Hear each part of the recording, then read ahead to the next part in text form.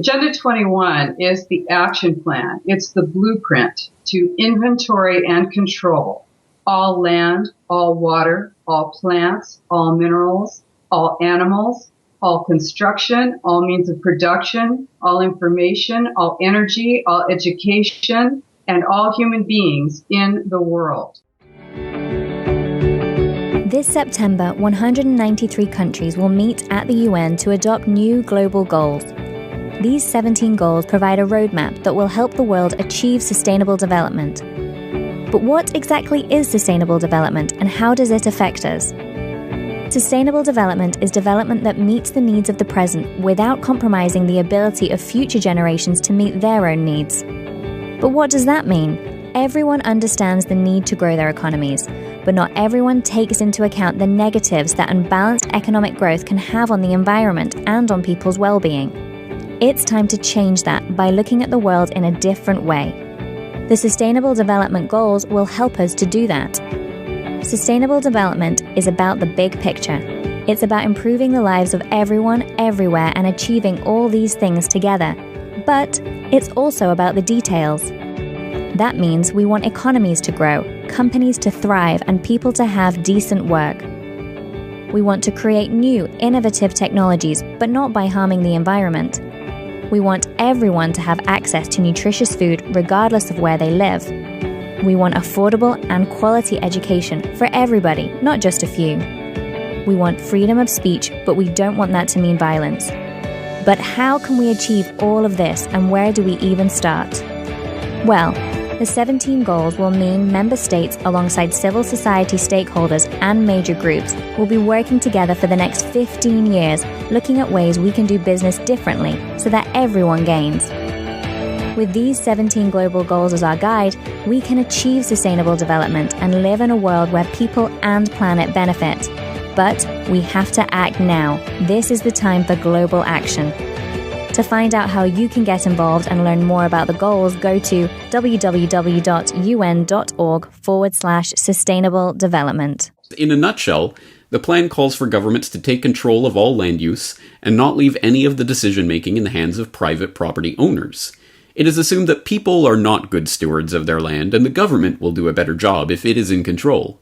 Individual rights in general are to give way to the needs of communities, as determined by a globalist governing body. Moreover, people should be rounded up off of the land and packed into human settlements or islands of human habitation, as they are called in the UN Agenda 21 documents, close to employment centers and transportation. Another program, called the Wildlands Project, spells out how most of the land is to be set aside for non-humans. In anticipation of our objections to such plans, our civil rights will be dissolved.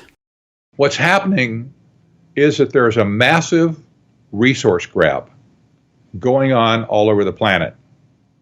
And when I say resource grab, you have to put yourself in Rockefeller's shoes and the banker's shoes, the Rothschild shoes and whatever, and say, what do you do when money wears out? What do you do? When you sucked all the value you can out of the monetary systems you created, what's left? Well, you and I don't think about those sort of things because we don't have that much money. But these people at the top, especially the bankers, I'm sure they stay up at night thinking, what's after money? What comes after money? Today, as money has been sucked dry, the only thing left to do is to make a grab for the resources themselves. And that's what sustainable development is all about. Is taking the resources of the world away from you and me, away from private companies that aren't part of the clique, if you will, and putting them into a global common trust that will be managed by them for their benefit. The UN Paris Agreement, most expensive treaty in world history. The Green New Deal estimates up to 93 or $4 trillion, hammering families with unnecessary energy costs. We have gas tax proposals, 50 cents a gallon. Would you rather have bad storms or pay 50 cents a gallon? I'm sorry. So if we all agree to pay 50 cents a gallon, we're going to get less hurricanes and tornadoes and floods and droughts. What era are we living in? They're essentially saying your SUV controls the weather the same as your car controls it.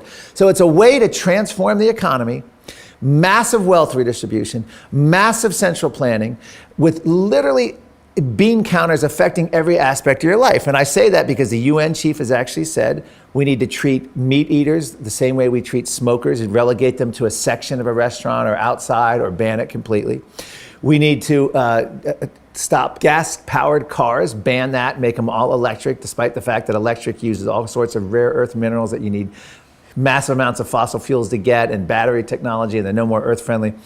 We need to affect our diet, agriculture. They're going after cows. They're going after your appliances, Energy Star, Department of Energy, every aspect of your life. Your washing machines, your dishwashers, less efficient, less powerful, more efficient, but less powerful than they were 15 years ago. Low-end appliances 15 years ago outperform high-end ones today because the government is slowly choking the life out of everything and making them less and less powerful, all in the name of saving the planet. The Brundtland Commission issued a report called Our Common Future, and this came in 1987. This commission was chaired by a lady called Gro Harlem Brundtland. To those of you who don't know, she was a member of something called the Trilateral Commission, which is a body founded by two big-time notorious globalist insiders, part of this cabal that I'm talking about, David Rockefeller and Zbigniew Brzezinski. And the main goal of the Trilateral Commission, in their own words, is to establish, quote-unquote, a new economic order. This is the world government, world technocratic, fascist, global central bank dystopia I've been talking about in a more watered-down language. This commission basically laid the groundwork for the sustainable development movement, and a lot of the ideas that come forward through in Agenda 21 are presented in the report of Our Common Future. This commission was also chaired by a character called Maurice Strong, who was a big-time Rockefeller oil man and insider of this cabal. Having gleaned some historical understanding about the origins of this agenda, let's turn to taking a closer look at what its real goals and motives are. Starting with an end to national sovereignty, state planning and management of all land resources, ecosystems, deserts, forests, oceans, mountains, and freshwater, agriculture, rural development, biotechnology, and ensuring that there is equity, which means equal slavery, really. The state to define the role of business and financial resources, abolition of private property, they'll say it's not sustainable, restructuring the family unit, children raised by the state, people told what their job will be, major restrictions on movement, creation of human settlement zones, mass resettlement of as people are forced to vacate the land where they live, dumbing down the population, which had been achieved a long time ago really, and mass global depopulation in pursuit of all of the above objectives. Hopefully, as you can see by now, this agenda has nothing to do with saving the planet or conserving resources, but it's really about making us hand over control of all the resources of the planet to a tiny number of people and establishing neo-feudalism on the planet. Neo-feudalism being the concept where a few people own all the resources and other people have to take permission from these people in order to be able to use the resources or conduct some kind of business with them. To be honest, they've played it very cleverly here because they're making it look like Agenda 21 is this sort of non-binding global emerging consensus which nations don't have to really abide by, but they can choose to implement it if they want to. But what's really going on behind the scenes is that the United Nations has spawned off an organization called Local Governments for Sustainability, abbreviated as ICLEI. And while making it look like this agenda is non-binding, what they're really doing is getting local municipal bodies to tie up with ICLEI so that these municipal bodies implement Agenda 21 policies in their neighborhood, at the same time making them look like these policies were grassroots and organic and something that the local communities came up by themselves to begin with. As we can see on the screen here, most municipal bodies in India are part of this. You can see Thane Municipal Corporation is a part of this here in our city. And even the BMC, Mumbai Greater Mumbai Municipal Corporation, is a part of this here. What they're doing is they're pushing Agenda 21 policies through all of these different corporations in India and making it look like they're coming up with them on their own. And this will become really extremely significant in the future when I put into context how what's happened with RA, what's going on with the Coastal Road project, what's happening with development issues in Mumbai plays into this and is connected with this fundamentally. To get a glimpse of the world that these people are trying to create, we can gain some idea from a movie called Hunger Games, in which they really showed some of the strands of what the future society that they're working towards will look like. This includes this elite that lived in the capital, which lived off, unlike most of the normal ordinary population, was living in those areas in total serfdom and slavery. If you see the movie, it becomes obvious that these areas were cordoned off, and the only mode of transport for the slaves in that society was high speed rail. The elite essentially enjoyed all the luxuries and things that were available in society, whereas the ordinary population was really restricted from traveling. They did not have any access to the areas that the elite could access, which, in terms of what they're trying to create now, is blocking us into these human settlement zones and keeping us from accessing most of the resources and the biodiversity on the planet, which will be sanctioned of human use, where we will not be able to enter those areas and access them. These people are trying to create a world where we are ruled by technocrats, which means experts in banking, business, finance, science, economics, etc., who will never essentially see a ballot box in their life, meaning we will never be able to vote in someone, but these experts will be appointed and will be governing society and micromanaging society and establishing a total surveillance state wherein all production and distribution will be monitored and our habits will be tweaked. Something like, you ate too much meat this week and your quota does not allow you to eat more meat going forward, or you used too much water this week, so now we're going to restrict your water use, and things on those lines. They're trying to create a world fascist government which essentially dictates to the entire planet, coupled with a world army which polices the will of the world government on the entire planet, and a world central bank with a digital cashless currency, which has major implications for financial sovereignty and freedom. All of this coupled with a microchip population, which will be connected to a global artificial intelligence hive mind of sorts, wherein all our activities will be surveilled, even down to the level of thought.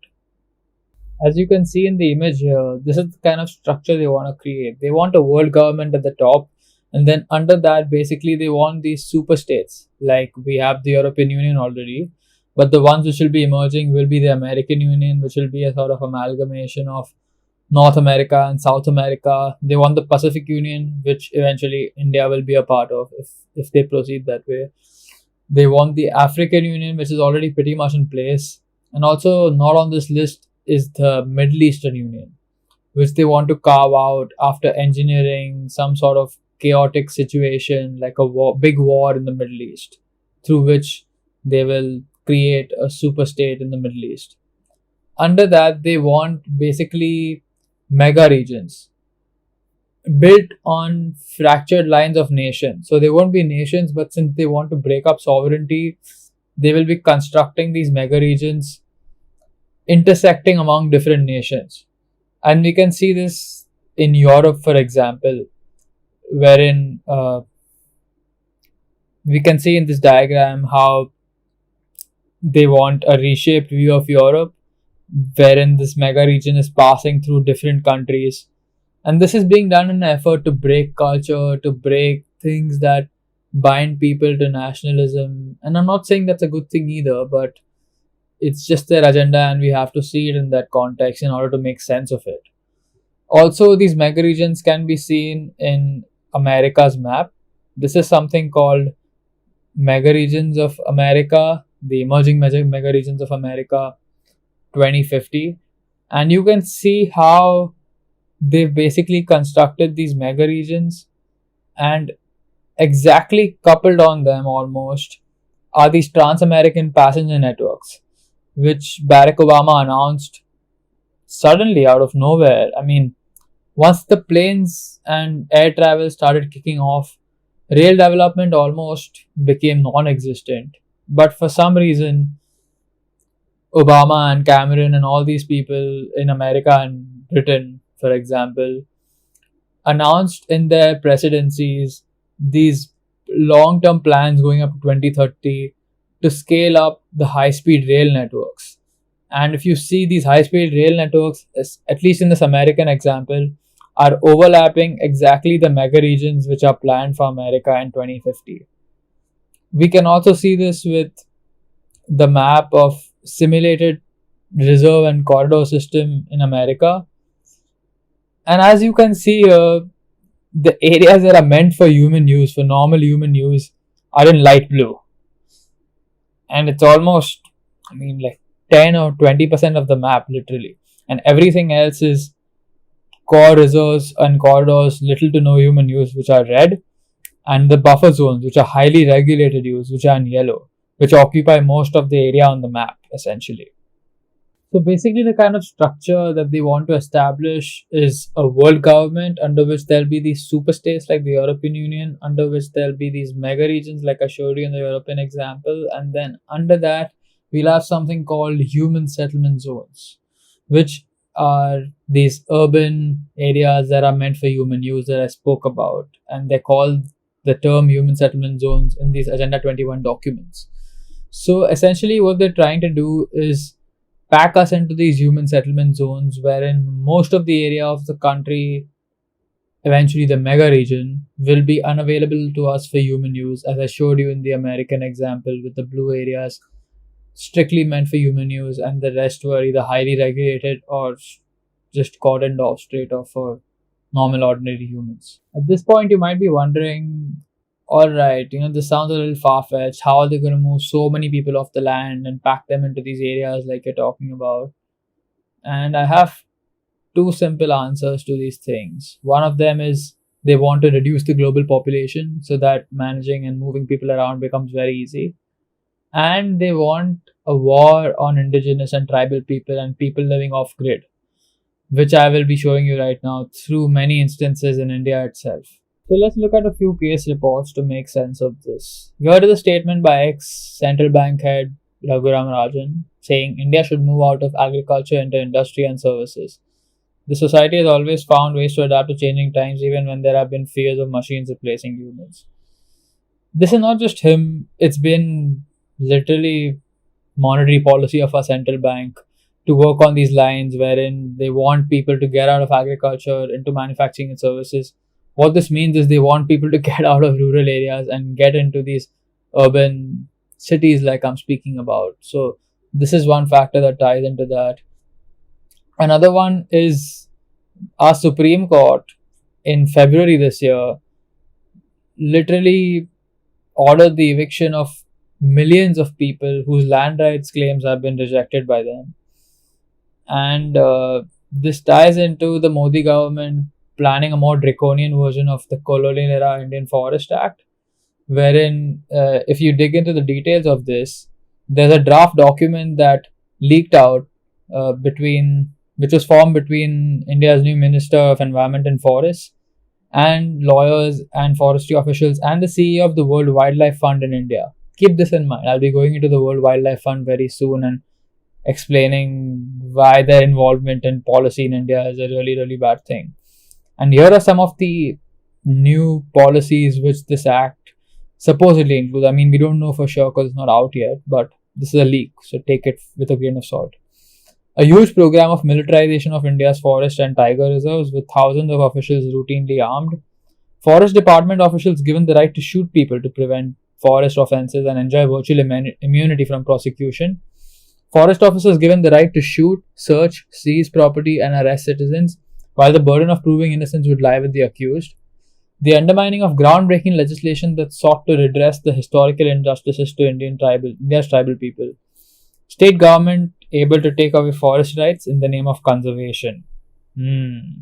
This is revealing a lot, if you understand things from my perspective, because what they're trying to do with Agenda 21 is essentially take over these lands in the name of sustainability and conservation and chuck the tribal people out of the land. If you put all of this together and look at the bigger picture, this makes total sense of why our cities are getting crowded and we have so many people coming into the city with such shortage of space. I mean, you just have to look at the other station at 6 o'clock to get an instance of what I'm talking about if you aren't from Mumbai. And it also makes sense from what just went down in RA. Because the metro shed that the government was trying to build there could have been built at Kalina or could have been built at Kanjurmarg. There were other locations where the trees and an ecosystem wouldn't have to be destroyed to make the metro possible. But hopefully now you understand, with all of the stuff I told you about the high-speed rail networks and why they want it to be the dominant form of transport in the future, why the government is pushing ahead with it so desperately. And RA kills two birds in one stone, because they also get to take over the land and the forest area, which they recognize as a forest actually, but it was, the documents for that went missing somehow. So they get to take over that land, and they also get to check out the tribal people who are living in that land, who are living relatively sustainably without having to depend much on the government. And the governments who have a war on tribal people, like I just showed you in all the instances that have been going on in India with the Supreme Court and all the other machinations involving the World Wildlife Fund and forestry officials, etc. When it comes to the high-speed rail networks and the mega cities and human settlement zones, we can already see how they have this planned for India very well, like it's shown in this article by the World Economic Forum, which is basically a place where the elite meet in Davos every year to have discussions on key global issues. And almost every year, Bill Gates, George Soros, all these big-time insider billionaires are attending these meetings and shaping public opinion on where the world is headed. And it says India will have 7 megacities by 2030, UN. Just like we saw in the example I showed you about America and Britain, expect our government to go forward very aggressively with these high-speed rail projects, starting with cities. Obviously, I mean, Delhi has its own metro setup, Mumbai is going forward with full speed, Ahmedabad, all the other places, and watch for intercity rail networks to start coming up between Delhi, Mumbai, Ahmedabad, Hyderabad, Bangalore, and all the places that were listed in that article. I don't just mean the rail networks we have today, I mean the high-speed metro kind of projects that are being built in our city and other cities. And they will lay it out in such a way where these high-speed rail projects will be the only things that will be connecting these cities, and we will not be able to have air travel or go by road. Some other ways in which they will try to get people off the land would be engineered financial collapses. I mean, this is a topic for another video itself, so I'll just throw it out there and let you make up your mind on what you think about that. Engineering the weather. This sounds really far-fetched, but there are US Air Force documents going back to the 90s and European Commission meetings who have given statements on this about nations possessing the ability to manipulate the weather and engineer storms, droughts, hurricanes, that kind of thing. I mean, there are even UN conventions which ban countries from using weather as a weapon of war. I mean, if it wasn't possible, there wouldn't be any conventions or treaties on it. And this is a good example of how certain technologies have been suppressed in the public arena, because a person called Nikola Tesla, who's really behind a lot of the inventions and the things that we use today in society, was creating earthquakes and hurricanes and shattering his neighbors' windows back in the 1930s and 40s by using this technology in his own area. I can understand if you still think it's too far out and can't conceive of it, but would you not take India's ex-environmental minister Anil Dave's words seriously if he spoke about the same thing? Here's an article from the Economic Times which talks about Anil Dave's statement that he told the Rajya Sabha. The US has developed a type of weapon called High Frequency Active Auroral Research Project, popularly known as HARP. And he says that HARP strikes the upper atmosphere with a focused and steerable electromagnetic beam, which has the capability to manipulate the weather. So go through this article and you can read what else he said. And this person surprisingly landed up dead a couple months after that. I mean, you can look at all the anomalies here about this writer talking about how he had met Anil Dave and he is supposedly one of the most healthiest people he had met, and it was a really big shocker for him that he could just die of a heart attack. And here's an interesting case where Madhya Pradesh High Court dismisses PIL seeking probe into Anil Madhav Dave's death. And it says an activist in his petition had claimed that a cartel of multinational corporations was putting pressure on the central government to give permission for commercial farming of genetically modified mustard, and that Anil Dave, with his nationalist ideology, was not in favor of it. This case of Anil Dave apparently dying of a heart attack brings in two key aspects of this agenda. One of them being his opposition to genetically modified foods, which I'll be going into a little later in the population control section, and weather modification, which I already alluded to earlier. Other ways in which they try to get the people of the land would be excessive regulation, for example, how raw milk is declared illegal in some states in America. And there's just burgeoning red tape and overregulation, which makes small farmers and small businessmen not able to survive and go bankrupt eventually, which moves them out of the area, and that land gets cleared for big corporations who are connected with this network to go and take over the land. Other ways in which they would do this would be to declare growing your own food being illegal and collecting your own rainwater on your own property being illegal. I mean, it sounds too far-fetched and dystopian, but sadly certain places on the planet already have laws like this, wherein there have been instances where people serving food to homeless people have landed up being arrested and their gardens have been destroyed by the police and the law enforcement. This brings me to the point about how financially are they going to take away the land from these people and what is the mechanism through which they would make this happen. This ties in certain key global institutions and players like the Global Environment Facility, and it also brings in the World Wildlife Fund, which has a notorious historical basis for its activities, and it was founded by people like Prince Philip, Prince Bernhard of the Netherlands, Godfrey Rockefeller, and Julian Huxley, who also created UNESCO. The Global Environment Facility is essentially creating something called debt for nature swaps, which is a fancy way of saying that they approach countries who have undertaken massive amount of debt from organizations like the IMF and World Bank, which again are connected to this cabal. And when the countries can't pay back these loans because of the massive amount of debt that they've been put under, these organizations come forward, like the Global Environment Facility, and tell the nation that we will forgive a certain amount of your debt if you take away certain land in the country and keep it for conservation and sustainability, what is called conservation and sustainability, but it's essentially a land grab from the native indigenous population of the people. It also brings me to an organization called the World Wildlife Fund, which, if you remember, I mentioned in connection to the draft bill that was supposedly leaked and is under the pipeline to be introduced in India. And the World Wildlife Fund has a shady history. It's been formed by notorious characters and Satanists and pedophiles like Prince Philip, Prince Bernhard of the Netherlands, Godfrey Rockefeller, and Julian Huxley. I'm not saying all of those people are Satanists and pedophiles, but Prince Philip is one of them for sure. And the World Wildlife Fund has a really bad reputation of going into countries and stealing tribal people's land, essentially. I mean, I can give you example after example of how this has happened in different countries, including India. These include the Aborigines of Padan Island, the Baruha Pygmies of Zaire, the Bambuti Pygmies, the Baka Pygmies, the Batwa Pygmies of Rwanda, the Sanias of Kenya, the Hayom Bushmen, and finally the Gujar nomads of UP, who were essentially chucked out by the World Wildlife Fund and the Indian Forest Authorities, and you can look at that case later in this article. Some other key pillars of this agenda are its privacy implications for people on the planet.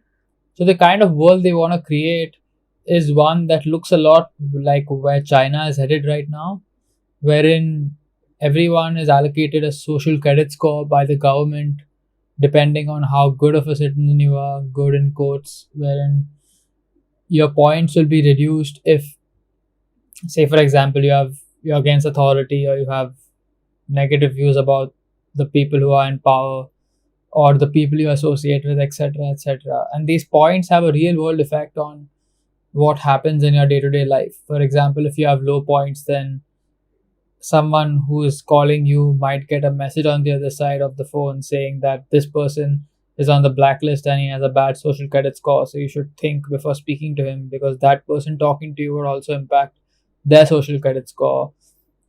You could also be stopped from traveling to certain places because you have a low social credit score, which again ties in the restrictions on movement that I was talking about earlier. You could be denied a loan, for example. Your child could be denied going to a school, and a lot of other implications that the social credit score that is given to you by the government would entail for your life and your freedom. They want a tab on everything that's produced and consumed, for which it would require total surveillance. And this would sound a little off during the 1940s when the technocracy movement was really gaining momentum in America.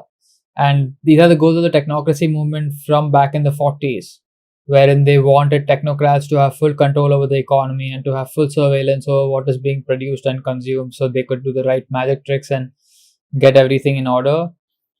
And it doesn't seem so far-fetched now, because we have the technological capability of making that happen for them with things like 5G, the Internet of Things, smart everything, all these smart devices that are coming up. They're not to make you feel more connected to the internet or to give you more features. I mean, that's a byproduct. But what they're made for is to spy on you and to track everything you're doing. And you don't have to take this from me. We can look at quotes from a couple big time insiders. One of them being Zbigniew Brzezinski, the main character I mentioned, who was behind the creation of the Trilateral Commission. One of whose members was behind the draft policy of what became Agenda 21 initially. And he says, and this is in 1970, let me tell you, the technocratic era involves the gradual appearance of a more controlled society. Such a society would be dominated by an elite, unrestrained by traditional values. Soon it will be possible to assert almost continuous surveillance over every citizen and maintain up-to-date complete files containing even the most personal information about the citizen. These files will be subject to instantaneous retrieval by the authorities. Again, this was written in 1970. And we can see more recent examples of this with this US intelligence chief James Clapper saying we might use the Internet of Things to spy on you. It's not might, they are using it already. And CIA Director David Petraeus, who said we'll spy on you through your dishwasher. And you can read this article for knowing about more things that he said on this subject. And this brings in the topic of Aadhaar, which again is a whole video unto itself. Not even one video, it deserves multiple videos. But needless to say, Aadhaar is crucial to this agenda of surveillance. And eventually, Aadhaar is meant to evolve into a microchip which will go in your hand, wherein the kind of society that we're moving towards, the social credit system that I explained, everything that you will function in society through, whether it be a credit card, whether it be a license, whether it be a passport, all of that will be loaded onto that microchip, and you could essentially be turned off centrally by the system, and you wouldn't have any other recourse to get by to use those services. That's how bad these people wanted to get. And all dissidents and people who have a problem with the kind of system they're trying to create will be eliminated or will be deprived of food or will be stopped from getting all the services I mentioned simply because their microchip was turned off. Along with all the surveillance implications of this agenda, they also want to cram us into these micro apartments, which are literally 10 feet by 30 feet, smaller than what your kitchen looks like currently. And these were initially inaugurated a couple of years ago by the mayor of New York, Michael Bloomberg, and they are going worldwide. I mean, you can see trends of this all over the world, And this has come to Mumbai as well. Like you can see in this article, Mumbai sees spike in affordable state-of-the-art micro-housing projects. Apartments as small as 189 square feet would cost buyers more than half crore in central locations. 53 lakh to be precise. However, these flats are not your conventional spacious flats. Rather, these are micro projects that are crafted to save space and provide all the amenities within a cramped area. These new wave of micro apartments with state-of-the-art facilities are gaining traction in Mumbai. These are the kind of houses they want us to live in, wherein your dining table will come out of the wall and your sofa will turn into a bed, and all these things that cramp up everything we need in this really small slave-like area. And the public mind will kind of be molded into this by pushing this propaganda that we are destroying the planet by our carbon footprint, and thus we need to scale down the kind of apartments and the luxury that we're living in, so that we can't use enough appliances in the house or can't have such a big house because we'd be using a lot of energy to do the same. And they will also try to push in some regulations which will make it mandatory for builder to start building small houses which meet the green requirements. And not to forget, a lot of people will simply be priced out of buying these huge houses because, as we can see, governments are taking over land all over the country, essentially rendering them useless for society. And that results in higher housing costs, coupled with a crumbling financial system wherein people's financial security and future are in big jeopardy with respect to the moves that are coming in the financial system, which again are a subject of a different video and I can't go into here. The health aspect of this and the goals of reducing the human population are fundamentally interconnected according to me, because if you look around, there's actually a war on health that's taking place. Whether it's bombarding us with electromagnetic fields and the upcoming 5G, which has really disastrous consequences for human health, as mentioned by a lot of scientists in the last year or two.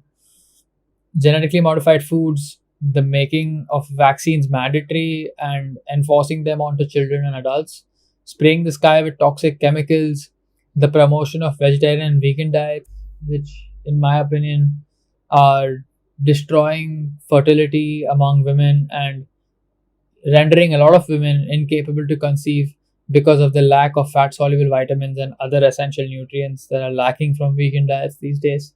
These tools, along with a lot more, are being used by the global elite to systematically cull and reduce the human population. And this is not to mention the engineered wars that take place and the upcoming agenda of manifesting a third world war, essentially, wherein the NATO forces and the West will be put into conflict with Russia, China, Iran axis.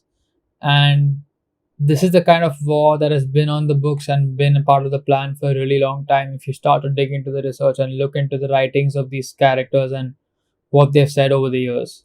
For those of you out there like me who are really passionate about their health and try their best to take control of it, whether by eating whole, organic, non-GMO, pastured foods, or by doing all the lifestyle changes they can, like getting enough sunlight and thinking about near infrared saunas and things like that. They want an end to all of that, and they want to enforce an allopathic model on the entire population, where even the discussion of alternate treatments and natural treatments are about to be banned. And this is being done under the auspices of an organization called Codex Alimentarius, which you need to look up and research if you want more information on this. The kind of medical treatments that are about to be coming in the future are going to be smart pills, which, as you can see on the screen, are microchip pills which we'll essentially be taking into our bodies, and the microchip will send a signal or a message to your doctor and the authorities that you have taken the pill. And this sounds fine and not problematic when you think about, okay, if I have a disease, then the doctor obviously wants me to take the medicine and it helps with compliance. But imagine if you're falsely diagnosed for a disease, like say you're falsely declared as schizophrenic because the government and the authorities don't like what you're doing, or infinite number of examples. Then the authorities and the medical mafia can essentially spy on you and see if you're even taking the medication or not, and eventually force you to take them. That's the kind of world that we're heading into now. The final pillar of this is how are they going to enforce all of this? And that involves the police and the military, who, if you've read my writings and you've explored my website, in my opinion, are order following authoritarian worshippers who will literally do anything that the state tells them to do without actually using their own conscience and thinking for themselves whether the action that they're committing is right and wrong. And even the police and military, humans are meant to be replaced eventually by robots and artificial intelligence run robots. So all these people in the police and military who are thinking now their jobs are safe, and the same thing goes for politicians and all the other people who are involved in enforcing this agenda on us. They are as much a victim of this as everyone else is. And all of their jobs and their financial safety are in jeopardy, because once this agenda moves to a point where robots can be introduced, they will take over the police and military and essentially robotically enforce whatever commands are given by the state down upon us. And it's not like the police and military don't already do that, but at least they have some semblance of conscience in them. If there's any left, obviously, among some people there is. This is why a lot of people are starting to quit the police force now.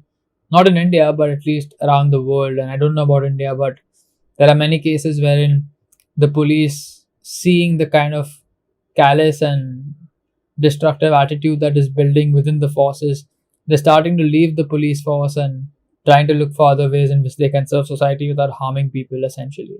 To sum it all up, I'd like to show you an article which kind of gives a gist of the world that we're heading into. It's written by Ida Auken, who is a member of Parliament of Denmark. And it says, "Welcome to 2030. I own nothing, I have no privacy, and life has never been better. Welcome to the year 2030. Welcome to my city, or should I say our city. I don't own anything. I don't own a car. I don't own a house. I don't own any appliances or any clothes. It might seem odd to you, but it makes perfect sense for us in this city. Everything you consider a product has now become a service. We have access to transportation, accommodation, food, and all the things we need in our daily lives. One by one, all these things became free, so it ended up not making sense for us to own much." This is like a played down version of the kind of future that they're moving us towards, and they're making it sound like it's good and it's not that bad. But if you read behind the lines of this, what they're trying to portray essentially is that you'll be living in a world where you don't own anything, which means the micro apartments that I mentioned, they won't be yours. When you go out of your house, they could be given to someone who wants to conduct a business meeting. And everything that you need in your house, whether it's your appliances and all of that, won't be yours. They will be sent to you via drones as and when you need them. And you won't really have a car. You will be just using the car as a service without having to own a car. And on and on and on, basically for every other area of your life in a similar fashion. So, as dystopian and technocratic and depressing as all of this sounds, I'd like to leave this video on a slightly lighter note by showing you this animated video of the society that these people are taking us towards. Oh, hi. I'm so glad you're on time. I'm V. I'm looking forward to showing you around Plandopolis today. My husband works from home. He's a virtual engineer working on one of the city's desalination plants. He controls the robots who do all the important maintenance. I think he basically plays computer games for a living. You ready to go? Have you got your calorie card open on your smartphone? I registered your visit with Slick Travel Corp the other day, so they've allotted you a journey time to match mine. It makes so much sense, doesn't it? Switch off brain and go to work. With this many people around, I'm glad there's a mega computer in charge. We're so lucky. Our kids were allocated a school quite near my practice, so I can drop them off on the way. It saves on our calorie ration. Well, it won't be long until the little darlings get their career announcements. They've been working so hard, so I'm sure they'll get something good. Not that there's anything wrong with fixing carbon scrubbers for a living or anything. Are you hungry? Let's pop to the market as we're passing. Right, what's on the menu this month? No, not meat. It's not your birthday. The Global Food Council are doing a really good job of keeping food production going. I mean, you don't get the choice you used to, but we're better off than most. I think it's probably easiest to walk from here. You barely see a car in the city centre nowadays, unless you're rich. Well, the state knows they just aren't practical anymore. We're all trying to meet our global carbon deal. Electric bikes are so much better for getting around our neighbourhood. And why waste valuable space on car parks when you can use them to grow food? I don't care what you say, Alex. They don't deserve to live in that ghetto. They are completely disconnected. No high-speed transport system, no new internet. They miss out on jobs and many essential services too. Oh, hi again. What a day. I had to make an emergency visit to the Cry Freedom ghettos. I mean, I miss my sister like mad, but I'm glad they went when they moved to New Amsterdam. They're safe from climate change on the floating city. That must be her now. It's much easier to meet up with friends virtually now. So many cities have banned cars in central areas. Ooh, looks like she's got some juicy gossip. As we can see, this agenda is really dark and they want to essentially destroy humanity and destroy all of us. And I think this information is really important for Indians to get, because the way we've been going down this road thus far is because people have no awareness this is going on, and people within our country are working towards this.